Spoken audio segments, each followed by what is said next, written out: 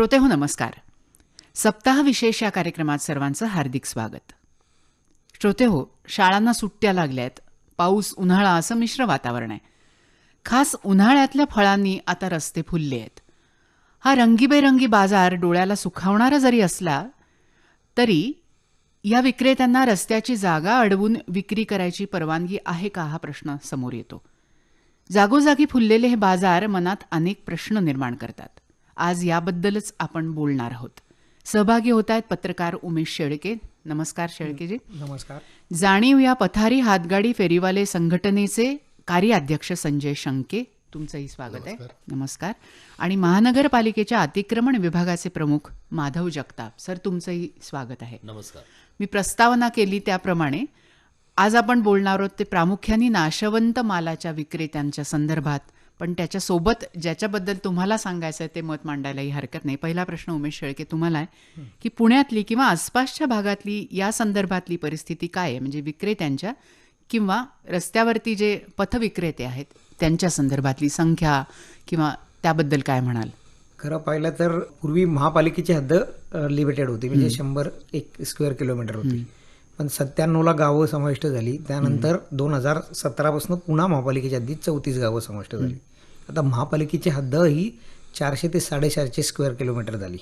साहजिकच इथं मोठ्या प्रमाणावर म्हणजे ह्या शहराची लोकसंख्या वाढली, हद्द वाढ झाली. तसे ह्या लोकसंख्येला पुरवण्यासाठी भाजीपाला असेल, फळभाज्या असेल, हे असेल, अशा सगळ्याच पथारी व्यावसायिकांची संख्या सुद्धा वाढली.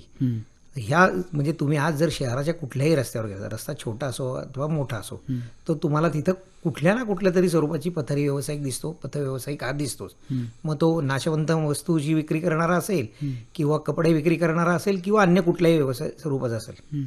तर ही संख्या वाढली आहे का, तर बरोबर आहे, ही संख्या मोठ्या प्रमाणावर वाढली. ती लोकसंख्येच्या प्रमाणात वाढली असं म्हणूया आपण. एक लोकसंख्येच्या प्रमाणात वाढली असं म्हणता येईल. दुसरं म्हणजे 2 वर्षापूर्वी, जे 2-3 वर्षापूर्वी करोना आला, करोनानंतर अनेकांच्या व्यवसायाला प्रॉब्लेम आला, काही जणांना नोकऱ्या गेल्या. मग सर्वात सोपा आणि कोणती अडचणी नसलेला कमी भांडवल लागलेला व्यवसाय म्हणजे पथारी किंवा पथ्यावर बसून विक्री करणे, कुठल्याही वस्तूची विक्री करणे, हा सर्वात सोपा आणि हे असलं. त्यामुळं ही जी संख्या वाढती त्याला अशी अनेक कारणं आहेत की नुसती लोकसंख्या वाढली म्हणून तर आहेच आहे, पण याच्या व्यतिरिक्त नोकऱ्यांच्या समस्या आहेत. त्यानंतर उपजीविकेसाठी आता घरात मिस्टर काम करतात पण त्यात भागत नसतात, तर मग महिला सकाळच्या वेळेस विक्री करतात. तुम्ही जर हे गणपतीच्या काळात जर बघितलं, सणासुदीच्या काळात बघितलं, तर चांगल्या घरातले लोक सुद्धा आपल्याला हे देतात. कारण उत्पन्न वाढीसाठी प्रत्येक जण हा प्रयत्न करतो आणि त्यात चूक काहीच नाही. बरोबर. तुम्ही म्हणता तसं करोनानंतर दिसलेला हा बदल जास्त आहे. संख्या जशी वाढली तसं आज मला लाज नाही वाटत की रस्त्यावर उभं राहून आपल्याकडे उपलब्ध असलेला माल विकायला मला लाज वाटत नाही, असंही अनेक घरांमध्ये चित्र आहे. संजय शंकेंना पुढचा प्रश्न मला विचारायचा आहे की नवनवीन विक्रेते दिसत आहेत रस्त्यावर, त्यासाठीची परवानगी किंवा लायसन्स याविषयीचे नियम काय आहेत आणि तुमची संघटना याच्या संदर्भात काय काम करते? जाणीव संघटना ही हातगाडी फेरी पथारी स्टॉलधारकांमध्ये काम करणारी आणि ह्यांची जी आता मी नावं घेतली ती वर्गवारी आहे. ह्या वर्गवारीनुसार जे फेरीवाले रस्त्यावर येतात त्यामधला जो फेरीने व्यवसाय करणार आहे त्यांची संख्या बऱ्यापैकी वाढते. आणि जे स्थिर आहे त्यांच्यावर निर्बंध असल्यामुळे महापालिकेचे काही 2004च्या 14च्या आणि 9 आणि 4 अशा धोरणात्मक बदलानुसार त्यांना एक नोंदणीकृत प्रमाणपत्र दिलं आहे. आता 2009च्या धोरणानुसार दिल्यामुळे आता जो पथविक्रेता अधिनियम 2014 आहे त्या अंतर्गत आपल्याला पुन्हा ते प्रमाणपत्र दुरुस्त करून द्यावं लागेल. आता ही परवानगी मिळते, पण ती कोणाला मिळते? जी शेअर फेरीवाला समिती निवडून येते ती ठरवते 5 वर्षामध्ये ते प्रमाणपत्र दिलं पाहिजे. पहिल्या 5 वर्षामध्ये जी प्रमाणपत्र दिलेली आहेत ते आमच्याकडे 22,830 पेक्षा जास्त आहेत. त्यानंतर अतिक्रमण विभागाने जी काही अधिसूचना काढली की 31/11/2017 पर्यंत जे अर्ज करतील त्यांना आपण देऊया, ही संख्या कमी पडते. जसं की शेळकेंनी सांगितलं की बाबा ही संख्या वाढलेली आहे, तर कायद्याच्या अंतर्गत 2.5 एवढी लोकसंख्येच्या प्रमाणात असायला हवी असं कायदा म्हणतो. अच्छा. पण महापालिका जागा अभावी ही संख्या पूर्ण करू शकत नाही. पण आता नव्याने जे येत आहे त्यांच्यासाठी PM स्वनिधी एक योजना आली होती. भारत सरकारनेच ठरवलं की बाबा जर स्थानिक स्वराज्य संस्था काही प्रमाणपत्र देणार नसेल तर आपणच देऊया. तर ती एक प्रमाणपत्र योजना आता भारत सरकारच्या अखत्यारीत येते. हे जे नव्याने आलेले व्यावसायिक आहेत ते परप्रांतातले पण आहेत. ही संख्या का वाढली? कारण का कोरोना काळामध्ये ही संख्या तिकडेही दुरावत गेली आणि ते लोक आपल्या लोंढ्याच्या लोंढ्याने शहरात आले. जाणीव संघटनेने एक प्रयोग केला की त्यावेळेस घरी जावं असं म्हणून आपण काही लोकांना त्यांच्या त्यांच्या गावी राज्यात पाठवण्याची सोय केली की आता आर्थिक उत्पन्न कमी होत चाललं आहे, ते वाढीसाठी काही ना काही करावं लागतं आणि त्या पद्धतीने हे आत्ता व्यावसायिक संख्या वाढलेली आहे. आता ह्यामध्ये कारवाई महापालिका करते का तर सातत्याने करते, त्या विरोधातच आम्ही आवाज उठवतो की बाबा हे कारवाई होऊ नये, कारवाई होऊ नये असं होऊ तुमचं म्हणणं नये. आहे. कारण असं की रस्त्यावर जो व्यवसाय करणारा आहे तो दैनंदिनी गरजा भागवणार आहे आणि तो रस्त्यावरच व्यवसाय करू शकतो. त्याला जर आड बाजूला कुठे घेऊन गेलात आणि त्याला व्यवसाय करायला सांगितलं तर तो होणार नाही आणि ते नागरिकांच्या दृष्टीने सोयीचं नाही आणि त्यांना ते योग्य वाटत नाही. पण नियमांची चौकट आहे आणि ती मानतो आपण. कठोर आहे. पुढचा प्रश्न मला माधव जगताप सरांनाच विचारायचा आहे की पुणे शहराचा विस्तार आता खूप वाढला आहे, या सगळ्या विभागांवर लक्ष ठेवणं अतिक्रमण विभागातर्फे कसं तुम्ही साधता आहे, त्याच्यासाठी कसा स्टाफ तुमच्याकडे आहे? पुणे शहरामध्ये जवळपास आज पुणे शहराची जर व्याप्ती पाहिली आपण तर साधारण 500 स्क्वेअर किलोमीटर, जसं आता मागाशी शेळकेंनी सांगितलं की 500 स्क्वेअर मीटरच्या आसपास ती पुणे शहराची व्याप्ती आज गेलेली आहे. आणि पुणे शहराची लोकसंख्या जवळपास 60 लाखाच्या घरामध्ये आजच्या मितीला आहे. हे जर पाहिलं आपण तर पुणे शहरातले रस्ते, पुणे शहरातलं ऐतिहासिक जे काय पद्धतीने आपण पाहतो की पुणे शहरातले रस्ते अरुंद आहेत, ते वाढण्यासाठी कुठली मर्यादा आता मर्यादा घालून दिलेल्या आहेत परंतु ते वाढू शकत नाही आहेत. आणि अशा परिस्थितीमध्ये पुन्हा जर रस्त्यावर जर फेरीवाले आले तर ती ट्रॅफिक जॅमिंग किंवा बाकीच्या वाहतूक सुरळीत होण्यासाठी ह्या बऱ्याचशा अडचणी याच्यामध्ये येत आहेत. हे सगळं कंट्रोल करण्यासाठी 2014 साली जो काही केंद्र शासनाने कायदा केला आणि त्या कायद्याच्या अनुषंगाने रिहॅबिलिटेशन ॲक्ट आहे. बरं, म्हणजे जे काही लोक गरजू आहेत तर त्यांचं हे पुनर्वसन करण्याचं, जे कोणी पूर्वीपासून व्यवसाय करतात त्यांचं पुनर्वसन हे झालं पाहिजे. परंतु पुनर्वसन कुठल्या ठिकाणी केलं पाहिजे तर याला सुद्धा मर्यादा घालून दिलेल्या आहेत. तर त्या अनुषंगाने तुम्हाला रस्ते आहेत तर रस्त्यांवर तुम्हाला कुठेही जिथं ट्रॅफिकला अडथळा होईल तर त्या ठिकाणी तुम्हाला करता येणार नाही. आणि हे सगळं कंट्रोल करण्यासाठी पुणे शहरामध्ये जवळपास 15 क्षेत्रीय कार्यालयामार्फत ही मोहीम राबवली जाते. या लोकांचं पुनर्वसन करण्यासारखा विषय असेल, त्या ज्या ठिकाणी अनधिकृतरित्या लोक बसत असतील तर त्यांना काढण्याची व्यवस्था देखील यामार्फत ही प्रत्येक 15 क्षेत्रीय कार्यालयामार्फत केली जाते. आणि प्रत्येक 15 क्षेत्रीय कार्यालयामध्ये क्षेत्रीय कार्यालय निहाय जवळपास 15 बिगारी हे आपण दररोज त्या ठिकाणी डिप्लॉय करतो. त्याचप्रमाणे ट्रक असतात, त्या ठिकाणी अतिक्रमण निरीक्षक असतात आणि ह्यांची जर सॅलरी पाहिली आपण प्रत्येक क्षेत्रीय कार्यालय निहाय तर जवळपास महापालिकेचा खर्च हा महिन्याकाठी तो जवळपास 5 ते 6 लाखाच्या आसपास आहे. हा खर्च हा मॉनिटरिंगसाठी आहे, कंट्रोलिंगसाठी आहे. त्यामुळं त्या अनुषंगाने महापालिकेमार्फत ही कामं आता सध्या केली जातात. पुनर्वसन म्हणालात तुम्ही, पुनर्वसन म्हणजे त्यांना दुसरीकडे जागा देणं, उपलब्ध करून देणं. आता जनरली काय होतं आपल्याकडे की प्रत्येक व्यक्ती म्हणजे त्याला इझी काय पडतं तर रस्त्याच्या कडेला एखादा व्यक्ती फेरीवाला बसलेला आहे, मग त्याच्याकडून त्याला घेणं इझी पडतं का तर गाडी तिथल्या इथं लावायची आणि तिथूनच ते साहित्य किंवा जो काही माल असेल तो विकत घ्यायचा आहे. हे शहरभर बघतो, आता हे शहरभर पाहतो आपण. आणि यामध्ये बेसिक जो आहे की आपण विसरलोय की आज शहर फार बदललंय. पूर्वी हे सायकलिंगचं शहर होतं, हे पेन्शनर सिटी होते. पूर्वी पुण्यामध्ये शांत वातावरण होतं. आज परिस्थिती पूर्ण बदललेली आहे. कुठलाही रस्ता हा ट्रॅफिक नाही असं राहिलेलं नाहीये. प्रत्येक रस्त्याला ज्या ठिकाणी प्रभात रोड सारखा रस्ता होता त्या ठिकाणी सुद्धा ट्रॅफिक झालेली आहे. तर त्यामुळे या ठिकाणी आपल्याला कंट्रोल करण्यासाठी मग या लोकांचं पुनर्वसन आम्ही मार्केटमध्ये करतो. परंतु या मानसिकता अशी आहे की मला रस्त्यावरच माझा माल विक्री होतोय. जसं शंके साहेबांनी सांगितलं आता की रस्त्यावर विक्री किंवा त्या भागामध्ये महापालिकेने ज्या ठिकाणी त्यांचं पुनर्वसन केलं तर त्या ठिकाणी न जाता ते पुन्हा त्याच रस्त्यावर येऊन बसतात. म्हणून आम्ही प्रमाणपत्र रद्द करण्याची सुद्धा याच्यामध्ये तरतूद असल्यामुळं जवळपास आतापर्यंत 300 ते 400 प्रमाणपत्र ही रद्द केलीत आपण. कारण पुनर्वसन करून देखील त्या ठिकाणी जात नाहीत. मग याला बेसिक जो विषय आहे तो कुठंतरी कंट्रोल येणं अत्यंत आवश्यक आहे. म्हणजे कितीही माणुसकीच्या दृष्टीने विचार केला तरी सुद्धा एका पॉइंटला त्यांना तिथनं उठवणं हे गरजेचं होऊन बसतं. श्रोते, मगासपासून आपण ज्या ग्राहकाबद्दल बोलतो त्या ग्राहक प्रतिनिधींना पण आपण आकाशवाणीच्या स्टुडिओमध्ये बोलवलं आहे, त्यांच्याशीच आता बोलूया. ताई, नाव सांगा तुमचं. मी मनीषा कडुसकर कुलकर्णी बोलते. आणि तुम्ही? श्वेता होतारे. मगासपासून चर्चेच्या संदर्भात आपण ग्राहक असं सारखं म्हणतो. हो, बरोबर. तुम्हाला कुठे आवडतं जाऊन खरेदी करायला? ते घराजवळ असलं पाहिजे का तुम्ही मंडईत जाऊन ती खरेदी करता? काय म्हणाल? घराजवळ असेल तर जरा म्हणजे योग्य वाटेल, सोयीचं वाटतं. हो, सोयीचे वाटेल. आणि तुम्ही? वेळ वाचेल त्यात इंधन वाचेल, परत सगळ्याच गोष्टीचं बचत होऊ शकते. म्हणून ते घराजवळ विक्रेते असलेले जास्त गरजेचं बरे आहे. पडतात. ते सोयीसाठीच. बरं, पण या महानगरपालिकेने मंडया बांधून ठेवल्या आहेत, तिथे जाऊन प्रत्यक्ष आपण खरेदी करणं असं तुम्ही करता का? शक्यता कमी आहे म्हणजे. हं, कारण कसं जॉबला असल्यामुळे वेळ कमी मिळतो. हं, परत इंधनाचाही बचत होते. हं, आणि परत म्हणजे तिथे म्हणजे कसं मालाला असं ते हे करू देत नाही, व्यवहारात ते कमी जास्त करत नाहीत ते. म्हणजे कसं आपण आपल्याजवळ असेल फेरीवाले विक्रेते, पथविक्रेते वगैरे असेल किंवा स्टॉल असेल तर ते जरा व्यवहारात कमी जास्त करतात. परत त्यांच्यामध्ये आपुलकीची भावना असते. परत आपण 2-3 दिवस गेलो नाही तरी ताई का आल्या नाही किंवा म्हणजे काय तब्येत बरी नाही का, किंवा आपण कोणालाही जरी लहान मुलांना तिथल्या तिथे पाठवलं तरी ते म्हणजे पैशाचा विचार करत नाही की बाबा नंतर पैसे मिळतील, ही त्यांना म्हणजे खात्री असते. आणि त्यांचा मालही म्हणजे ताजा असतो. परत त्यांच्या भावना चांगल्या असतात. म्हणून तेच जास्त हो. पसंत करता तुम्ही? महत्त्वाचं म्हणजे घराजवळ असलं की ताजं लगेचच्या लगेच करून आपण खाऊ शकतो आणि आरोग्याच्या दृष्टीने तेही चांगले. त्याच्यावर जास्त पोल्युशन वगैरे काही येऊ शकत नाही. घराजवळ असलं की तितक्या ते जवळच्या जवळ घेऊन वापरता येऊ शकतो. आपण त्याचा. शेळके सर, खरेदी करण्याची ग्राहकांची जी सवय आहे ती एकंदर परिस्थिती आणखीन बिघडवते का? तुम्ही काय म्हणाल?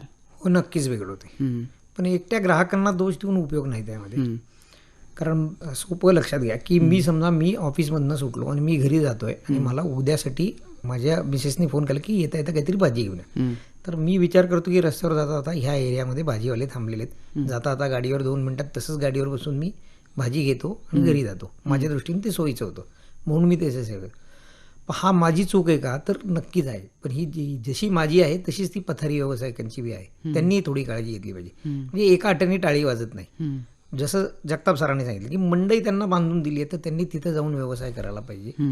म्हणजे ते तिथं बसले तर साहजिकच मी तिथं जाऊन भाजी घेईन, मला रस्त्यावर नाही. पण ग्राहक म्हणून ती सवय मला लावून लावून घ्यायला हवी आहे. घ्यायलाच पाहिजे. इथं नागरिकांनी स्वयंशिस्त पाळली पाहिजे. कारण तुम्ही 1 दिवस भाजी घेता, 8 दिवस नाही घेत, रोज घेऊ शकत नाही किंवा घेतही नाही कोणी, पण जाता येता त्याच रस्त्याने ना. तिथं मध्ये थांबलेल्या लोकांमुळे तुम्हालाही कधीतरी वाहतुकीच्या अडथळ्याला सामना करावाच लागतो कोंडीला.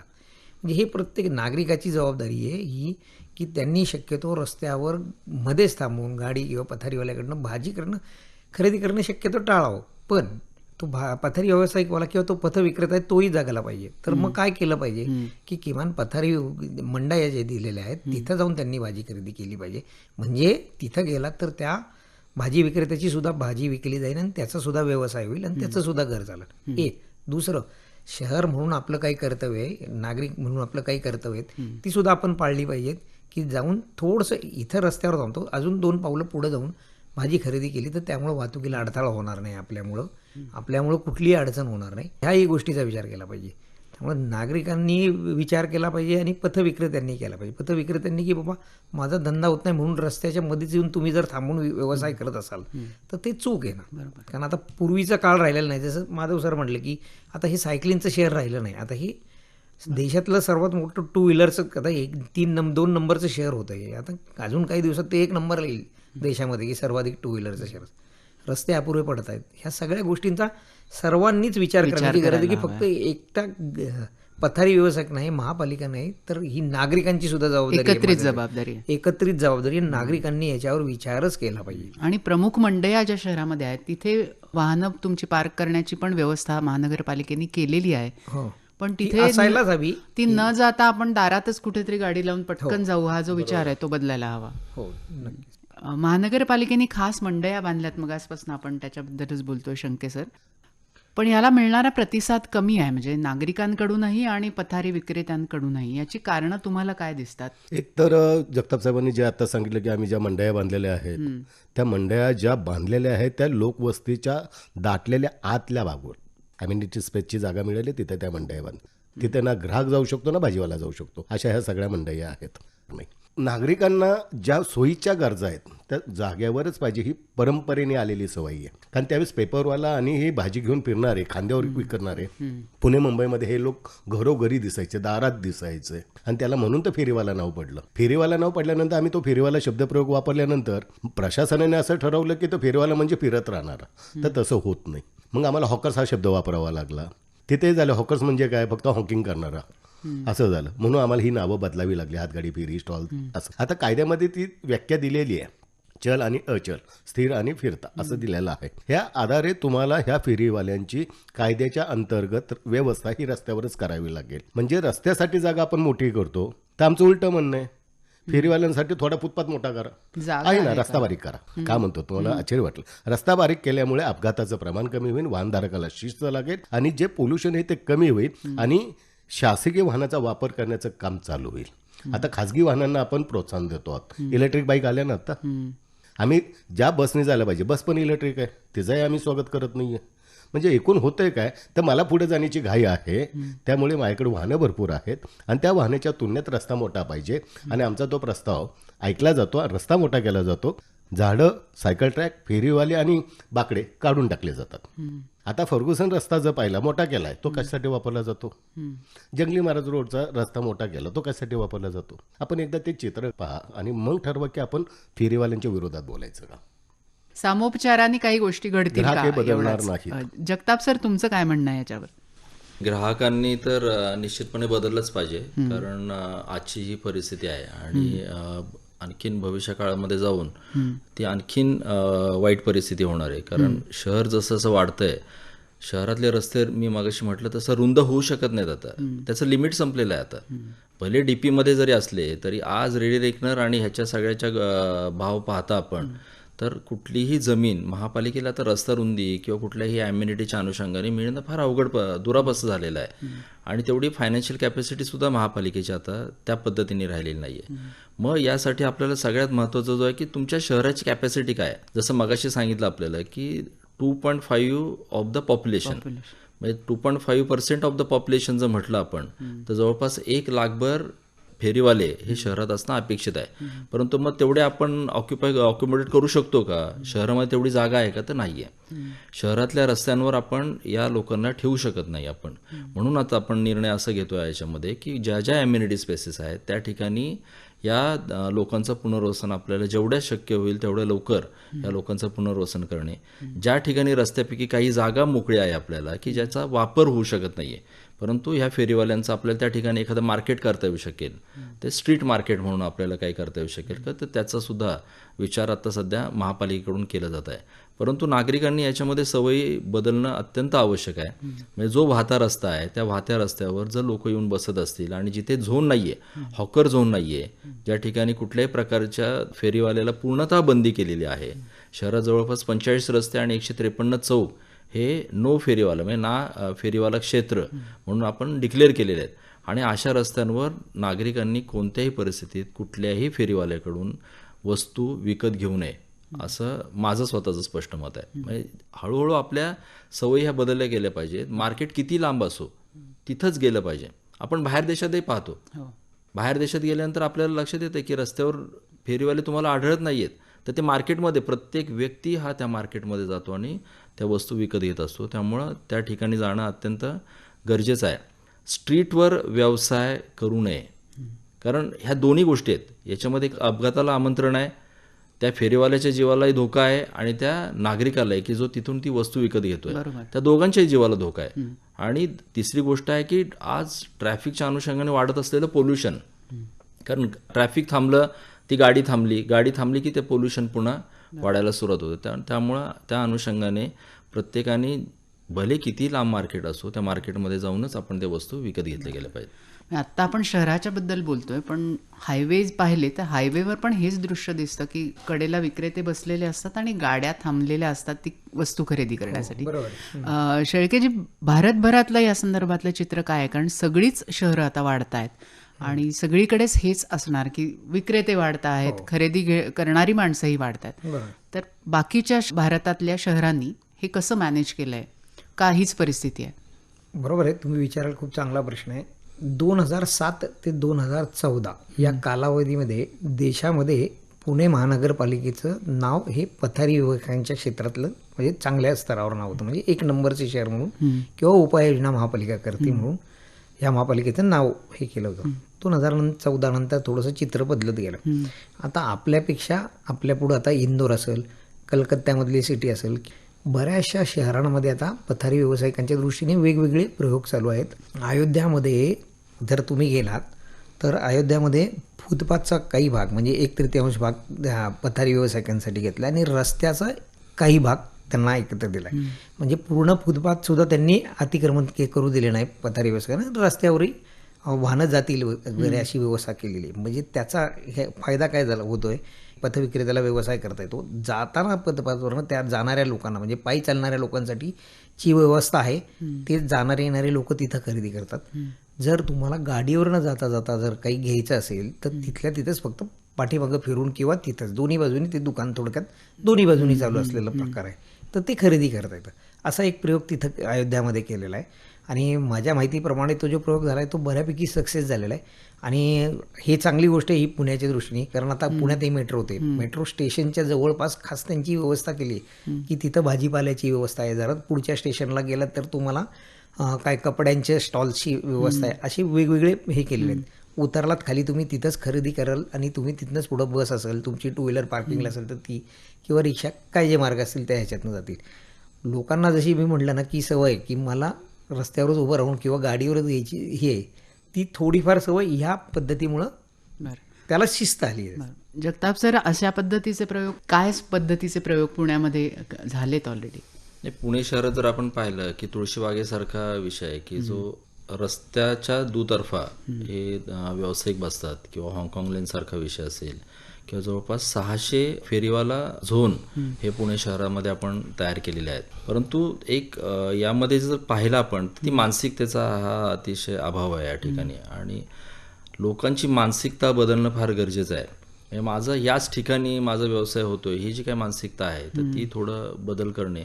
लोक 2 दिवस येणार नाहीत, 3 दिवस येणार नाही, परंतु 4थ्या दिवशी तर त्याला भाजी नाही मिळाली कुठे तर तो निश्चितपणे त्या ठिकाणावर येणार आहे. तर आपल्याकडे पेशन्स नाही आहेत वाट बघण्याची, बाबा आपण किती वेळ थांबणार आहोत. म्हणजे आता आपण एक सिंहगडचं रोडचंच एक उदाहरण आपल्याला सांगतो की सिंहगड रोडवर सातत्याने लोक रस्त्यावरून तिथं व्यवसाय करतात. म्हणून आम्ही त्यांना फन टाईम म्हणून एक थिएटर आहे, त्याच्या बाजूची जी लेन आहे त्या ठिकाणी आम्ही पुनर्वसनाचं एक दिलं.